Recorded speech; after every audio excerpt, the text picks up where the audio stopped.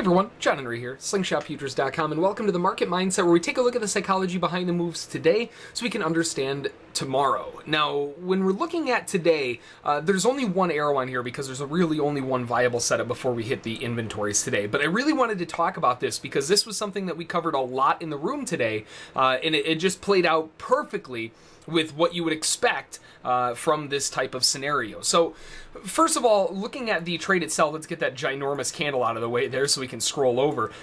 We started off the day with not a whole lot going on overall. Big rally to the upside yesterday, and then we just went sideways for most of the morning.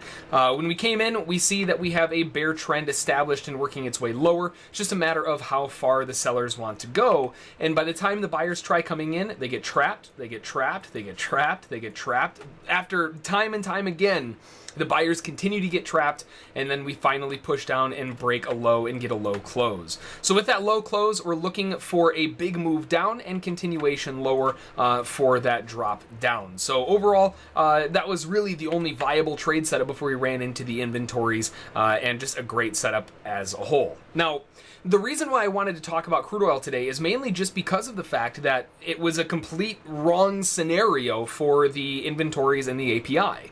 If we look at the news calendar, we look at yesterday's news calendar, and we can see that if we set this to, because they don't consider API big, let's switch this to all medium to small announcements. There we go. If we look at this news announcement here, we can see that the API right there came out yesterday at 16:35 Eastern Time, the API weekly crude oil stock, and they were forecasting a negative 4.620 million. So they're forecasting a negative 4.6 basically, which is and should be a bullish response from crude. Now, that negative 4.6 was also backed by today's inventory report, which was forecasted right here at a negative 3.464. So both the API and the inventories are forecasting a negative 3 to 4 million, right around that area. And then the inventories actually came out. And the inventories came out to the point where the forecast was literally 200% wrong, okay? They were forecasting a negative 3.46. It came out as a positive 3.29. So what that ends up happening, or what that ends up causing rather, is an overall move in crude oil where we have a down move starting off from midnight, right? We have a range to downside bias, and that gives us one big idea of what's happening. We are anticipating a bullish number on the day, which should increase the prices of crude.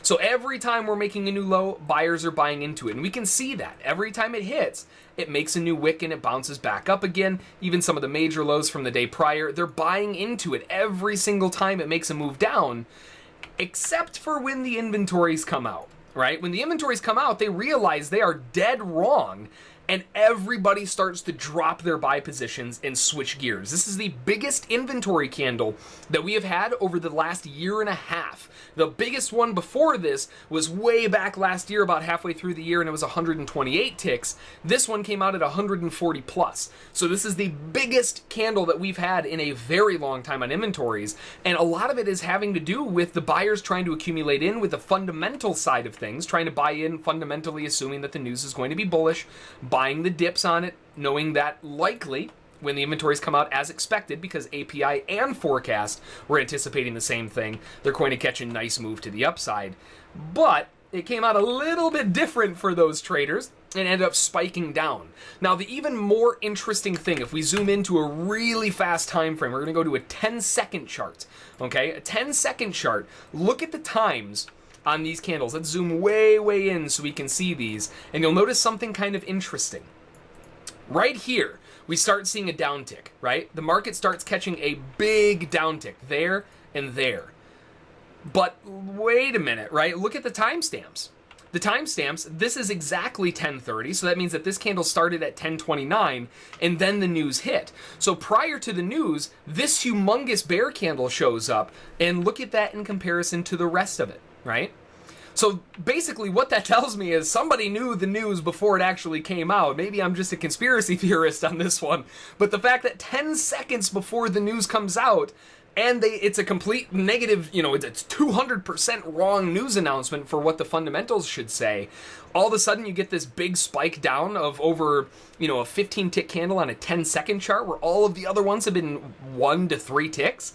yeah, someone might have looked over the shoulder of the guy at the that had the numbers there, because it looks like they were starting to dump positions, and sure enough, it followed through with a big breakdown. So a very interesting move that we had today on the crude oil inventories, and something that I definitely wanted to cover because of the drastic amount of psychology that went in behind it, with the buyers trying to buy in for the fundamental news, and they were wrong, and they start flooding out. So very interesting day, to say the least. Hopefully you learned something. Hopefully you found it interesting, maybe a little bit entertaining and useful, and we'll see you next time.